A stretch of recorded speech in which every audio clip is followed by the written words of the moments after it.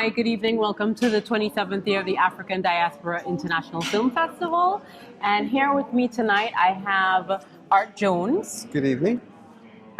Who is the director of Ali's Comeback, The Untold Story. Where did you hear of the African Diaspora International Film Festival? I was premiering Ali's Comeback, The Untold Story, at the Pan-African Film Festival in February of this year. And during the festival, we were approached by several directors or organizers from other film festivals to exhibit the film at their festival. And Dialia and her husband, Ronaldo, were just really gracious and they were very kind, and they prevailed upon me to exhibit for the African diaspora. I only thought that it was one time because I only was aware of like the Chicago opening. Little did I realize that it's literally a diaspora film festival. Yes, it is. It goes to the people. Okay.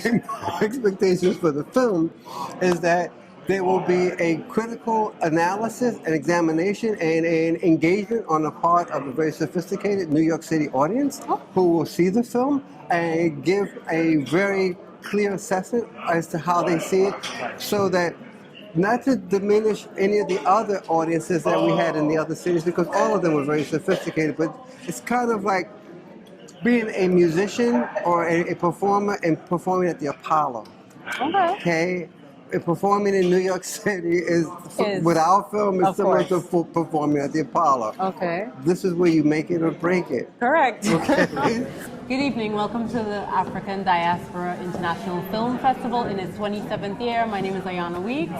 And my name is Moses Olufemi. Nice to meet you. Yeah, nice to meet you too. So, where did you hear of the film festival? We heard about ADIFF online. So after we finished production of Last Days, we wanted different platforms to showcase the film, and I came across this festival and we applied, and luckily we got in. Okay, so well, this is the place to be for every filmmaker. I want to encourage anyone to submit your films. Like, you need to have your work out here so that people can get to see what you're working on. Okay. So, did you receive any kind of economic support in making this film? Well, no. No? Yes. So you did this all on your own? Yes, it was like largely self-funded, yes. Do you know any cancer survivors or people who have passed because of cancer? I do actually, and since we made the film, I've had people approach me as well, breast cancer survivors and people that know or have someone in their family that are struggling with this. So what would you like the audience to take away from your movie? The first thing I want them to take away is that the key to beating this is just self-discovery and making sure that early diagnosis is very key, because that is the only way we can ensure that we're beating this. Great. Yes. So please come out and support and see The Last Days. It's especially a film for not just women, but people who are dealing with cancer or want to be aware of cancer. Come out and support. All right. Thank you. Hi, so my name is Diaspora, and I am the co-director, the co-founder of the African Diaspora International Film Festival. The African Diaspora International Film Festival was established in 1993 by myself and my husband, with the goal of presenting films by and about people of African descent, to present a larger understanding of what it means to be of color in the world.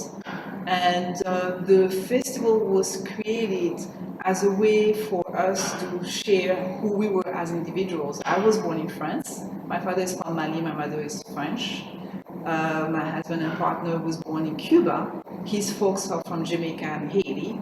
We are both immigrants here in the US, and after a number of years here, we found it interesting to give back to our community, and to also find ways to explain what it means to be a black person but not from the US, as a way to dialogue with people from all over. And my husband is an educator. He has used films in the classroom for many, many years, and he understands, and we both understand how important it is to communicate through images. It's a very powerful communication tool. And so combining our interest in films, our interest in creating bridges across different communities, between ourselves and across communities, when it comes to the African diaspora, we decided to create this film festival in 1993. The first year we did it with our own funding and the support from his mother, and we opened with Sankofa, which is a classic today. That was the first film we ever showed at Cinema Village in 1993 as the opening night film. And since then, we have shown thousands and thousands of films from all over the world. We are now presenting our 27th edition. Tonight is opening night for the 27th year. We have a festival in Chicago, in Washington, D.C., in Paris, France, and in New York. And we also have a film distribution company, so a lot of the films we have showcased in the festival are now available online, streaming on Amazon Prime. They are available on DVD. They are available on some cable TV, on PBS channels, and they are available in many universities and public libraries all over the country. And so that is our way to contribute to a better understanding of what it means to be of African descent anywhere in the world.